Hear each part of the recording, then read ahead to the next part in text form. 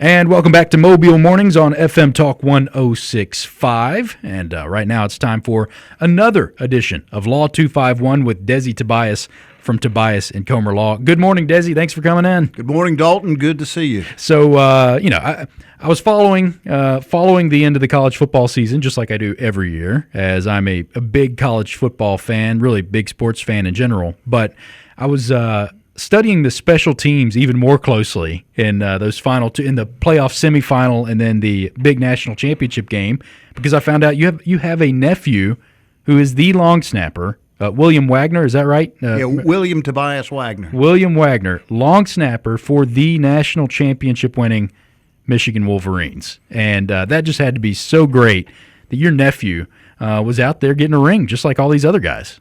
It was a great experience for us, and in particular, the way it worked out, Michigan played Alabama in the Rose Bowl, and our entire family are huge Alabama fans.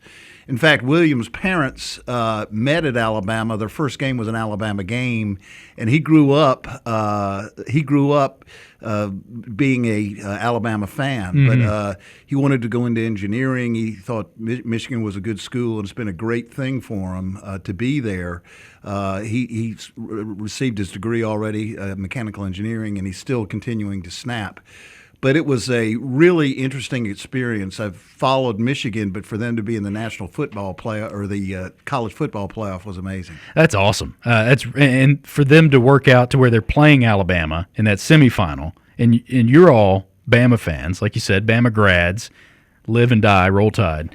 And then he's at Michigan. The way that worked out, that ended up being the semifinal game, and then to go on and win the national championship in front of his family and friends, that's so cool. It makes sense that he's an engineer and that he's a long snapper, because I imagine those guys, just like kickers, punters, the rest of the special teams, they're all about data and repetition and doing it the exact same right way every time. I mean, for people who don't know what goes into long snapping, just the pressure, especially when you're on that sort of stage, the national championship game, but you have to put it in the exact same spot with the exact same speed every single time.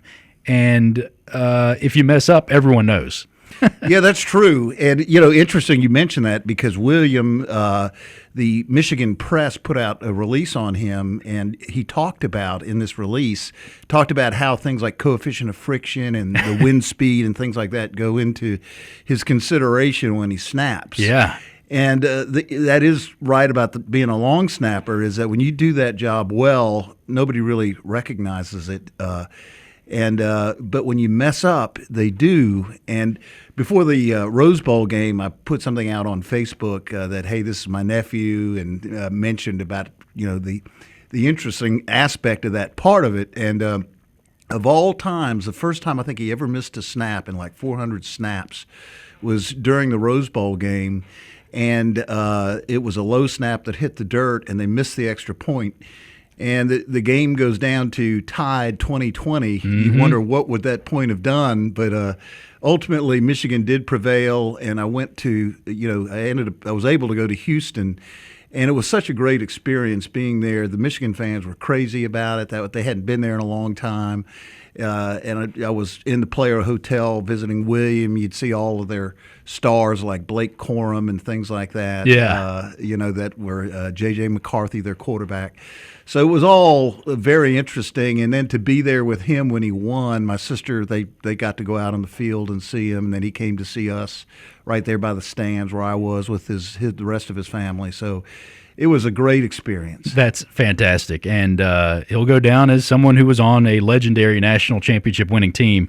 And then I know you and we're all hoping for a long NFL career as a long snapper too, because that wouldn't be the worst job either, to move from Michigan to a long snapper getting paid in the NFL. It wouldn't. But he's got a good backup plan as an engineer, right? He does. He's now working on his master's in mechanical engineering. But, he has a lot of his friends. The kicker that he snapped for the last few years is Jake Moody, plays for the 49ers. Mm-hmm. So he knows the kicks for the 49ers. He knows a lot of the people there. We hope he does that. We hope we see him in the Senior Bowl next year, which has always been a big event for our family going back to many years ago. Well, do you have a place to stay?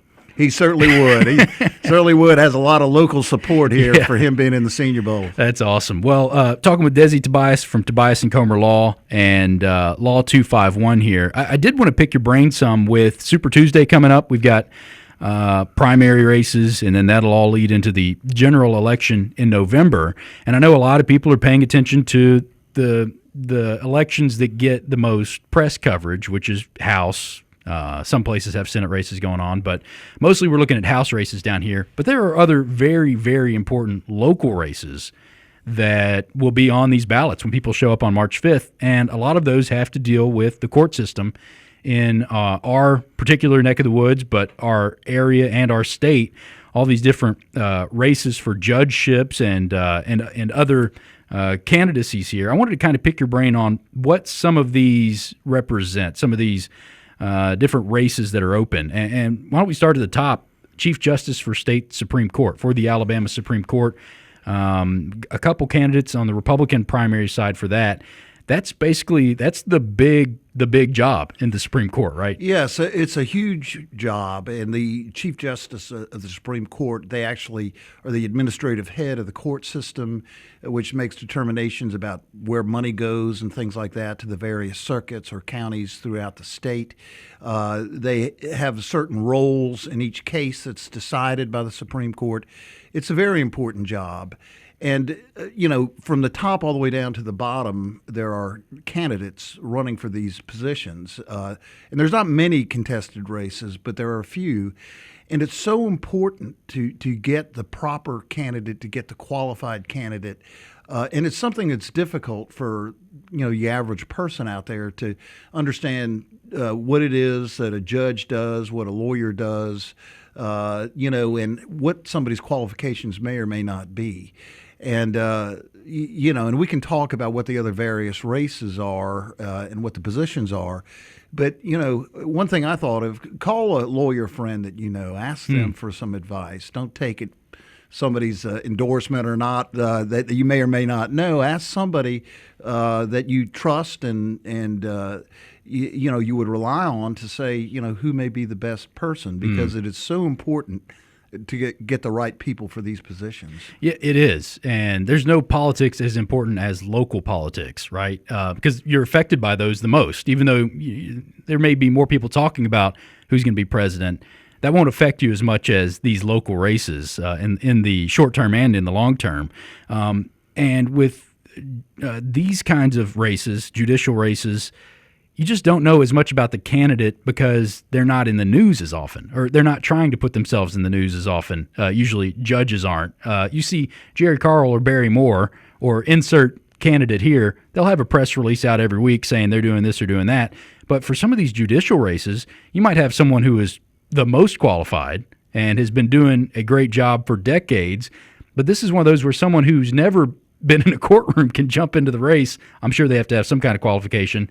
But because you know less about the candidates generally, it makes it more important to dig in before the race. Yeah, and that's exactly right. And there are situations like that. There are certain candidates who they've done the job, they've proved themselves, there's somebody, they have the right temperament and things like that. It's hard to know. And one of the things judges are supposed to do is really not make themselves part of the news. Right. They're supposed to remain impartial arbiters of the law, and frankly, not be politicians in doing that, which in a way makes it difficult because our system is we elect the judges here locally, and in federal court they're appointed by the president actually. Mm-hmm. So it's hard to convey what the importance is, but there is a difference. Yeah. And if anyone interested in these races, and they should reach out and try to obtain some information about what their qualifications are as a lawyer, as a judge, their legal background in regard to that. A couple more I want to get you just to kind of explain to people. I think Court of Civil Appeals and Criminal Appeals, that's pretty self-explanatory what those candidates are trying to get elected for. Circuit Court Judge and District Court Judge. Now, is district smaller than circuit, or Which one of those is the large? Explain those: circuit court and district court. Well, I don't want to say it's smaller because they both play very important roles, but the circuit court is the one where, say, like when there's a civil case filed, it has to be over a certain limit, like I think it's $20,000. Okay. And the circuit court is where the jury trials take place. So all of your major felonies and things like that involve any kind of criminal punishment or that's all circuit court. Okay. The larger monetary cases, they go to circuit court, and that's where the jury trial. That's where our citizens, I always tell them that when I have a trial, you are our court system in action here. You're the ones who are going to decide these facts because these parties have differing views. But that's the circuit court. The district court is a judge. Your judge makes the decision in the civil cases. Again, there are a certain value. It's $20,000 or less right now in district court. But you always have a right of appeal. You have a right to trial by jury, so you can appeal to circuit court. But the district court, they decide those civil cases. They also do the arraignments and some of the preliminary criminal matters and decide to bind something over to a grand jury to make a determination as to whether it's a felony, which then goes to circuit court. Okay, great. That's some very necessary information, as those are all races that will be on at least the Mobile Republican ballot. I think several of those on the Baldwin Republican ballot as well, but that's coming up. So either check them out through our interview page where we talk to each candidate, or like Desi said, call a lawyer friend and get the lowdown on who's running in these races. So that's a big help. Also, Desi, Mardi Gras. Early Mardi Gras this year, so it'll be over before we know it, but still plenty of big parades as we head towards the end of Mardi Gras, and got to stay safe out there. I know we see stories every year, and it's a great time, but there is drinking that goes on, and there's a reason they have the barricades out there is to keep people from hopping out in front of these floats. That's right. It's a huge mass of people, and anytime there's something like that, whether it's a concert or a game or whatever, there's always a chance that something could go wrong. And of course, there's no surprise about the drinking. That's what our Mardi Gras. That's what happens there. Yeah. Often. But that's what Uber and taxis and all those good things are for. That's exactly right. Uber, taxis, to be aware of the surroundings. I remember when my kids were little, it was always something to. They loved it. They loved doing that. Mm-hmm. But you got to make sure where they are and what they're doing as well. So yeah, no doubt. And I know we use this often on the website, TobiasComerLaw.com. You have a bunch of great resources there. But one of those resources, tips for staying safe during Mardi Gras, and a really well done listing of that, and worth taking a look at before the kids head downtown for Mardi Gras. But that's on the website, TobiasComerLaw.com, along with all those other great resources, and people can always call for a free consultation, right, on the same site. Right, at any time they can give us a call. They can look to the website to get the information that's there, or at any time call us. It's always a free consultation. There's not a fee unless there's a recovery at the end of the case. And we're always there to do what we can to help and to provide that information. Very good. Well, again, congratulations to William and the family for the national championship. I'll be ringing you up to ask you about some of these candidates in these judicial races, and appreciate the Mardi Gras tips as well. Desi Tobias, Tobias and Comer Law, and Law 251, thanks again for coming in today. Dalton, great to see you again. Thank you. All right, that does it for Mobile Mornings. Coming up next, the Jeff Poor Show, right here on FM Talk 106.5.